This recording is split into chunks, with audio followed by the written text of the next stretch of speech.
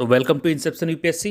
Recently हमने देख रहे हैं कि पाकिस्तान में एक इकोनॉमिक क्राइसिस आ चुका है और एक बहुत बड़ी समस्या वहाँ पर बनकर उभर रही है। असल में पाकिस्तान के पास समस्याओं की कमी नहीं है, लेकिन ये वाली समस्या वाकई में सीरियस है। और ऐसा भी हो सकता है कि पाकिस्तान बहुत जल्दी श्रीलंका जैसी स्थिति में पहुँच जाए, अफगानिस्तान जैसी स्थिति में पहुँच जाए। ये चीज़ हमको देखने को मिल रही है क्योंकि वहाँ पर जो रिपोर्ट आ रही हैं, जो न्यूज़ हेडलाइंस बन रही हैं, वो इस बात की तरफ इशारा कर रही हैं। Pakistan economic crisis, no flour in Lahore, price of sugar ghee rises up to 25 to 62%। तो काफ़ी महंगाई है, यानी इन्फ्लेशन भी काफ़ी तेज चल रहा है। कैश खत्म हो चुका है पाकिस्तान के पास, तो कैश बचाने के लिए, पैसा बचाने के लिए इन्होंने बड़ी अतरंगी से मेजर्स उठाए हैं। वहाँ की सरकार ने कुछ इमीडिएटली स्टेप्स उठाए हैं। क्या उठाए हैं कि बहुत ही जल्द मार्केट बंद कर दिया जाएगा। शाम के 8 बजे से पहले मार्केट बंद कर दिए जाएंगे, वेडिंग हॉल्स बंद कर दिए जाएंगे, क्योंकि जो भी शादियां होती हैं वो वहाँ पे दिन में होती हैं, रात में बस पार्टी होती है, तो वो भी जल्दी से बंद कर दी जाएगी ताकि एनर्जी को बचाया जा सके। यहाँ पर एनर्जी क्राइसिस हमको देखने को मिल रहा है और बहुत बड़ा एनर्जी क्राइसिस यहाँ पे देखने को मिल रहा है। तो यहाँ पे क्या कहा गया है, 3 जनवरी को ये चीज़ें अनाउंस की गई हैं और आगे चल के भी अनाउंस की गई हैं। कहा गया है कि कंजर्वेशन प्लान है, हमारा एनर्जी को कंजर्व करने की कोशिश कर रहे हैं और गवर्नमेंट स्ट्रगल कर रही है तो इकोनॉमी को रिवाइव करने के लिए कुछ मेजर्स अनाउंस किए गए हैं। जैसे जो बल्ब्स हैं उनकी मैन्युफैक्चरिंग रोक दी जाएगी फ्रॉम 1 फरवरी, यानी बल्ब ही नहीं बनेंगे तो जलाओगे क्या, और जब जलाओगे नहीं तो एनर्जी बचेगी। प्रोडक्शन ऑफ इनसफिशिएंट फैंस, जो फैंस हैं जो अच्छी तरह से एफिशिएंट नहीं है, यानी इनएफिशिएंसी उनकी ज़्यादा है, तो उन्हें रोक दिया जाएगा, उनका प्रोडक्शन बंद कर दिया जाएगा। तो आने वाली जो गर्मियां हैं ये पाकिस्तान के लिए बहुत भारी पड़ने वाली हैं, क्योंकि फैंस की प्रोडक्शन बंद हो जाएगा, बल्ब्स का प्रोडक्शन बंद हो जाएगा। जब ये होगा ही नहीं तो बिकेगा नहीं, और बिकेगा नहीं तो लोग खरीदेंगे नहीं, और खरीदेंगे नहीं तो जलाएंगे नहीं। तो यहाँ पर ये बोल रहे हैं कि सर ये करने से हम लगभग 22 बिलियन रुपीज़ को हम बचा सकते हैं, लगभग 22 बिलियन रुपीज़ को ये बचा सकते हैं। तो ये बड़ा ही ऊट पटांग सा कह सकते हैं कि स्टेप्स उठाए गए हैं। इससे पहले पाकिस्तान ने स्टेप्स उठाए थे, जैसे आईफोन है, लग्जरी आइटम्स हैं, इनके इंपोर्ट पर रोक लगा दिया था कि हमारे पास पैसा ही नहीं है और हम इंपोर्ट नहीं कर पाएंगे। तो ये सारे लग्जरी आइटम्स पर ऑलरेडी रोक लगी हुई है। अब बल्ब और पंखे जैसी एसेंशियल चीज़ों पर भी रोक लगती जा रही है। ठीक है, मीटिंग करते हुए इन्होंने अपना प्लान बताया है और कहा है कि जो भी मार्केट्स हैं 8:30 बजे से पहले बंद हो जाएंगे, 8:30 बजे के बाद कोई मार्केट नहीं चलेगा, और वेडिंग हॉल 10 बजे बंद हो जाएंगे, जिसकी मदद से इनका अनुमान है कि ये $60 बिलियन तक बचा सकते हैं। तो अब एक एक रुपये बचाने के लिए इन्होंने कोशिश शुरू कर दी है, और ये अच्छा बात है कि इन्होंने कोशिश शुरू की है, नहीं तो इनका हाल बहुत बुरा होने वाला था। श्रीलंका को तो लोन भी दे दिया था लोगों ने, इन्हें तो लोन भी नहीं दे पाएंगे कोई। और इनके पास सिर्फ इकोनॉमिक क्राइसिस की समस्या नहीं है, इनके पास तालिबान की भी समस्या है, इनके पास अपनी गवर्नमेंट इनस्टेबल है उसकी भी समस्या है। तो इनके पास समस्याओं की कमी ही नहीं है।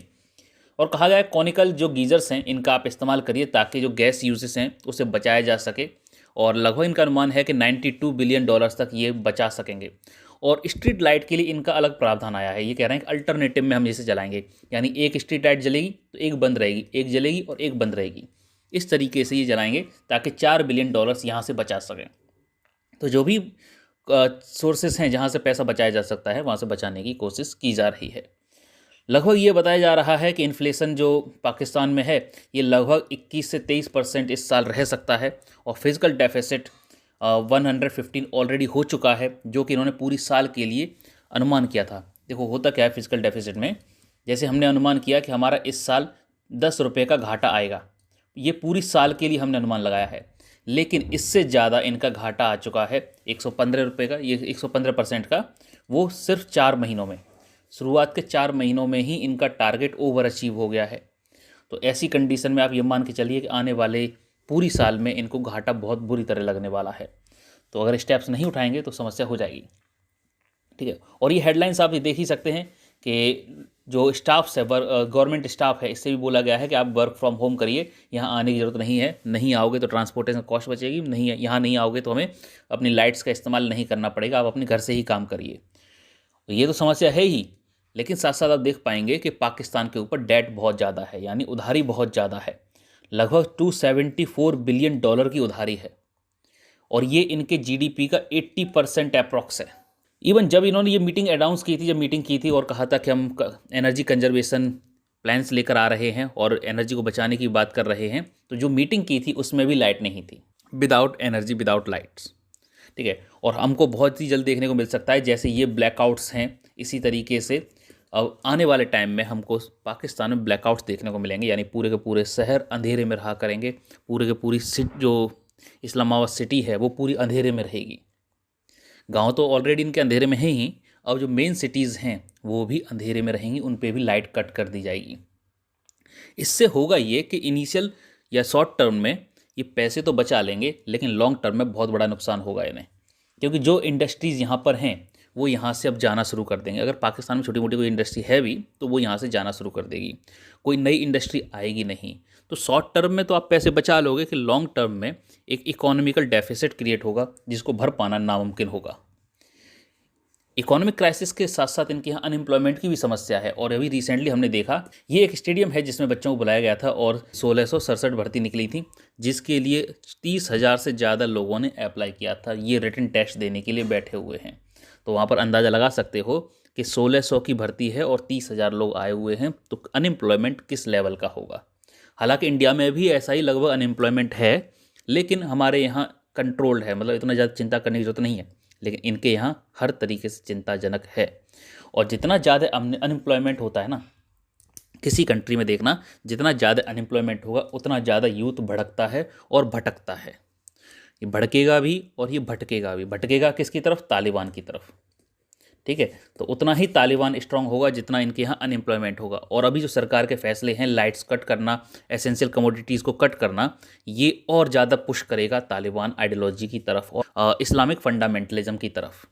देखने को होगा कि आगे होता क्या है। बाकी और कुछ ये चीज़ हमको देखने को मिल रही हैं, हेडलाइंस देखने को मिल रही हैं, जिनमें क्या बोला जा रहा है, कुकिंग गैस खत्म हो गई है और लोग सिलेंडर की बजाय अब प्लास्टिक बैग्स में भर भर के कुकिंग गैस अपने घर पे ले जा रहे हैं। इस लेवल की वहाँ पर unemployment, economic crisis, financial traps, ये सारी चीज़ें देखने को मिल रही हैं। ये जो बच्चे हैं ये बड़े डेंजरस मतलब स्थिति है। सोचो अगर इसमें थोड़ी सी आग लग जाए तो पूरा ब्लास्ट हो जाएगा। तो ये कुकिंग गैस लेकर ये प्लास्टिक बैग्स में लेके जा रहे हैं, सिलेंडर्स खरीद नहीं पा रहे हैं।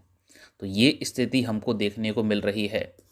तो पाकिस्तान बहुत हद तक श्रीलंका जैसी स्थिति पर पहुंच चुका है। और पाकिस्तान श्रीलंका जैसी स्थिति पर पहुंचेगा तो नेक्स्ट स्टेप उसका अफ़गानिस्तान ही होगा। श्रीलंका वापस आ सकता है, लेकिन पाकिस्तान वापस नहीं आ सकता है, क्योंकि आतंकवाद वहां पर तैयार खड़ा है।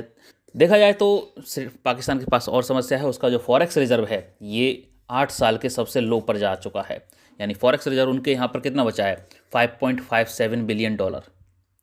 5.57 बिलियन डॉलर, $5.5 बिलियन का ही फॉरेक्स रिजर्व बचा है। बल्कि इन पे कर्ज कितना है?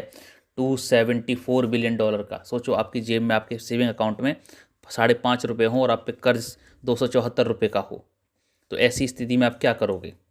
और देखा जाए तो इंडिया की स्थिति काफ़ी बेहतर है। और सबसे टॉप पे देखा जाए तो फॉरेक्स रिजर्व में चाइना आगे आता है और $3200 बिलियन का यानी इनके पास फॉरेक्स रिजर्व है। देन उसके बाद जापान लगभग $1200 बिलियन, स्विट्ज़रलैंड लगभग $925 बिलियन, रशिया 581 बिलियन और इंडिया $562 बिलियन। तो लगभग हम ये कह सकते हैं कि हमारा $562 बिलियन का तो फॉरेक्स रिजर्व है। इतना सेविंग अकाउंट में पैसा पड़ा हुआ है और इनका 274 कर्ज है। ठीक है, देखा जाए तो इंडिया के लिए अभी चिंताजनक कुछ नहीं है, लेकिन हाँ पाकिस्तान के लिए बहुत ज़्यादा चिंताजनक है। और पाकिस्तान जब परेशानी में होता है तो पड़ोसियों को चिंता होना लाजमी है, क्योंकि ये पड़ोसी ऐसे हैं जो डूबेंगे और साथ में लेकर डूबते हैं, ये अकेले डूबते ही नहीं हैं। अगर पाकिस्तान में ये स्थिति बनी रही तो बहुत जल्द हम ये देखेंगे कि वहाँ पे तालिबान का कब्जा होगा। और तालिबान का कब्जा होने का मतलब ये हो गया कि इंडिया के बॉर्डर पर आतंकवाद खड़ा होगा आकर। और ऐसी स्थिति में इंडिया के लिए अपनी चुनौतियाँ बड़ी मुश्किल हो जाएंगी इनसे सामना कर पाना। बाकी देखते हैं आगे क्या होता है।